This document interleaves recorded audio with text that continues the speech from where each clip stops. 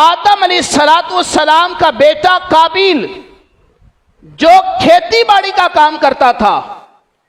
اس نے چند دانے گندم کے وہ لیے اور جو سب سے لو کوالٹی تھی وہ لیے، اور دوسری طرف حابیل جو بکریاں چرایا کرتا تھا، اس نے اپنی بکریوں میں سے جو سب سے عمدہ بہترین بکری تھی وہ اللہ کی بارگاہ میں قربانی کرنے کے لیے اس کا انتخاب کیا۔ اب قابیل کے چند گندم کے دانے اور حابیل کی بہترین جو بکری تھی، ان دونوں چیزوں کو لے کر پہاڑ کے پاس رکھ دیا گیا اور یہ سارے دور ہو گئے۔ آسمان سے آگ آئی اور اس آگ نے حابیل کی بکری کو جلا دیا۔ قابیل کے جو دانے تھے نا گندم کے، وہ ویسے کے ویسے پڑے رہ گئے۔ آدم علیہ السلام بھی وہاں پر موجود ہیں، آدم علیہ السلام کے بیٹے قابیل اور حابیل بھی وہاں پر موجود ہیں،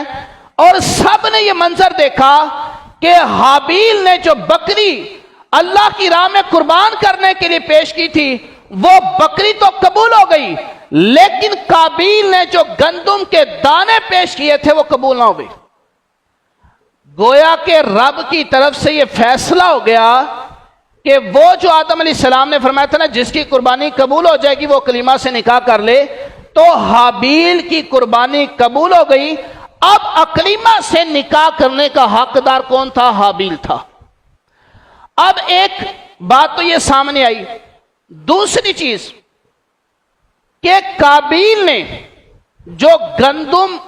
قربانی کے لیے پیش کیے وہ سب سے لو کوالٹی تھی، اور حابیل نے اپنی بکریوں میں سے جو قربانی کے لیے پیش کی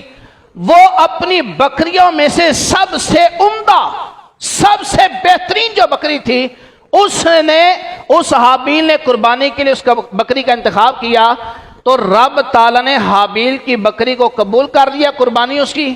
اور قابیل کے دانے ویسے کے ویسے پڑے رہ گئے۔ تو اس واقعے سے یہ بات سمجھ آتی ہے کہ اللہ کی بارگاہ میں جب کوئی چیز دینی ہو تو وہ عمدہ ہونی چاہیے۔